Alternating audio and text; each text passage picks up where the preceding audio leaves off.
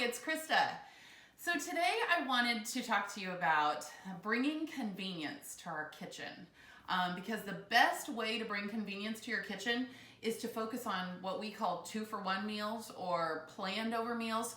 So we're not talking about boring leftovers. We're talking about cooking once and then using, whether it be chicken or pork or beef or the cooking once, eating twice, or multiple times concept. So one of the things that we love to do, so I don't know if anybody is like me, one of my least favorite things to do is handle raw chicken. Whether it's cutting it up or just prepping it, it's just not my favorite thing to do. So one of the things that we love to do is put chicken in the slow cooker. So just chicken breasts in the slow cooker. And growing up, my mom would use cream of chicken and cream of mushroom soups and throw it with chicken breasts in the slow cooker because that's what we thought needed to be there in order to make it tender and juicy and falling apart. And so the funny thing is probably, it's been a couple years now. So on eatrealamerica.com, we now have over 1,000 recipes. But when we had only about 350 recipes on the website, a friend of mine came to me and said, "What is your opinion about the cream of whatever soups?" And I thought about it and I said, well, let me put it to you this way. We have 350 recipes on the website and none of them call for cream of anything soup. But our reasoning behind that is because those soups are loaded with sodium and a lot of ingredients that sometimes you can't recognize, can't pronounce, and they aren't necessary to make stuff taste amazing in the slow cooker. So I want this to be your say goodbye to rotisserie chicken recipe. Because we all know we buy rotisserie chicken because we want chicken that's already cooked, we want it tender, and we want it falling apart, and we want it ready so that we can use it for other stuff. And so I really prefer this over even a whole chicken, or definitely the rotisserie chicken, because the rotisserie chicken is loaded with sodium and it's injected with things that we don't even understand and know what's in there. But I prefer this because you just throw chicken breasts in the slow cooker. And this is what we're going to use. So we're going to use half a cup of water and then just a few seasonings: salt, pepper, thyme, onion powder, garlic powder, and a dash of cayenne. And you could even make the cayenne optional. But you will not notice a kick with just that 1/4 teaspoon of cayenne. So all we did was take 1.5 pounds of chicken, which is about 3 small to medium chicken breasts, and drop them in the slow cooker. Add all of this, the water and the seasonings, and then this is what it looks like when it's done. So after you've cooked it on low for really just 5 to 6 hours, so this is what you're left with.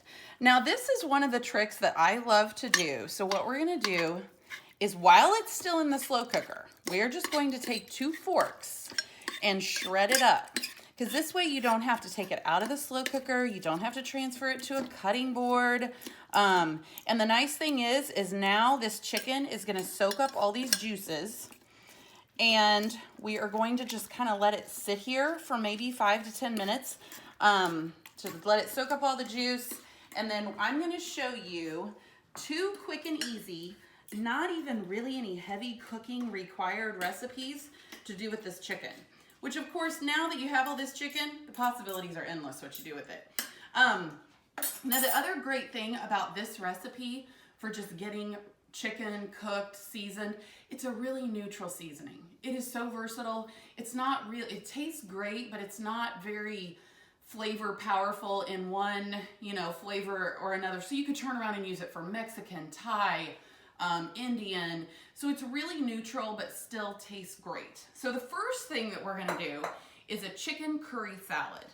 And on eatrealamerica.com, our original inspiration for this recipe was using leftover Thanksgiving turkey, but turkey or chicken work great. So what we're gonna do first is we're gonna pull about 3 cups of chicken out of the slow cooker.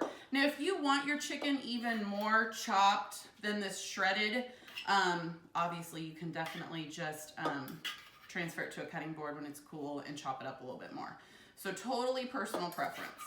So once we get about 3 cups of chicken in here, then we are going to add a 1/2 cup of plain Greek yogurt. And this is, okay, you know, so the typical chicken salad that Mom made was mayo, pickle relish, hard-boiled eggs, and chicken. And she makes it all the time. She never wavers from that recipe. And so this one is just really unique and interesting, and it's delicious. Okay, so half a cup of yogurt. Then we're gonna do half a cup of light mayonnaise. And so this is kind of where you would start. And then if you want it a little creamier, then you could add a little bit more, but I don't think you're gonna want it creamier. This is gonna be just right. Okay, so then we're going to toss in a third a cup of walnuts. You could also use pecans, a third a cup of dried cranberries, and then just a fourth a teaspoon of salt and pepper. Now this is 2 tablespoons of curry powder and half a teaspoon of turmeric. And remember, turmeric is a great anti-inflammatory. So if you can find a way to incorporate it, whether it be in a chicken salad or a stir fry or your oatmeal, definitely worth doing. And then we're gonna add a tablespoon of honey just for a little sweetness. And then we're gonna chop up 1 apple. So all I did was just rinse it real good. And then you just want this diced up in bite-sized pieces. Now, so this curry is going to be perfect, like if you wanted to top it on a salad and just put it on greens, but you could also obviously make a sandwich, put it in a pita pocket, just use whole wheat pitas, and, or you could just eat it with a spoon. You don't have to have a salad or a sandwich. It is so good. We recently just made this, and they were shocked. There were several people that said they don't even like curry and they loved this version.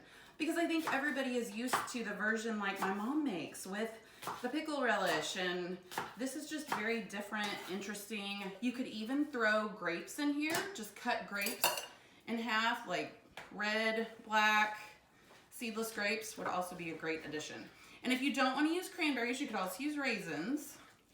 And so you're just gonna mix this up. This is something that is absolutely awesome to make ahead of time, because great portable lunch if you need a grab and go on the go meal, whether you're headed to the ball field or you're headed out of town and you need to eat in the car. Awesome idea for quick and easy, and tastes fantastic. So this is one idea. So the next idea that I wanted to show you, so we love making up salads to go. Because that is probably one of our most go-to things, because you can throw it in a cooler. You don't have to worry about heating it up. And so we're gonna do a mason jar salad. Now, there's no reason you have to do it in a mason jar. You could mix this up in a bowl. I'm just gonna give you ideas so that you can get your dressing and everything in there. And it looks really cool when you do it in a mason jar. So what we're gonna do is we're actually gonna add the dressing at the bottom. So we're gonna put a tablespoon of oil, and then we're gonna add 2 tablespoons of balsamic vinegar. And then we're gonna just throw some seasoning in there. So we're gonna throw a dash of salt and a dash of pepper. And then we're gonna put just a 1/4 teaspoon of thyme and oregano. And then we're gonna throw a couple of tablespoons of sun-dried tomatoes in there, just to add a little variety. You can, of course, use the kind that are fresh in the produce section, or you can dice up the ones that are in the oil. And so this is our dressing. So we're gonna kind of toss it around. Now, we're gonna go ahead and put chicken in here. Now, if you don't wanna use chicken, you could obviously use something like chickpeas, but the key is we're gonna put something next to the dressing that is not gonna get soggy. And so, because hopefully most people are probably like me, I don't like soggy salads. So we don't want to have something next to the dressing that is, this way the chicken can stand up to the dressing. So then you can actually now layer it with whatever you like. So let's say you have some cooked pasta, and this is whole grain pasta. Then you can toss in your favorite greens, shove them in there. And then, now you can still add beans. There's no reason that you couldn't throw some chickpeas, garbanzo beans in there.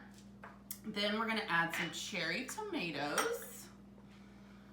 And then nuts would be another great addition, whether it was almonds, walnuts, pecans. We always like something crunchy in our salads. So once you get to the top, maybe throw a little bit of cheese on there. And then you could actually make up 2 or 3 of these and have them ready to roll for the week, and your salad's not gonna get soggy. Now, one thing that we have tried before is to eat it out of the mason jar. It's a little tricky.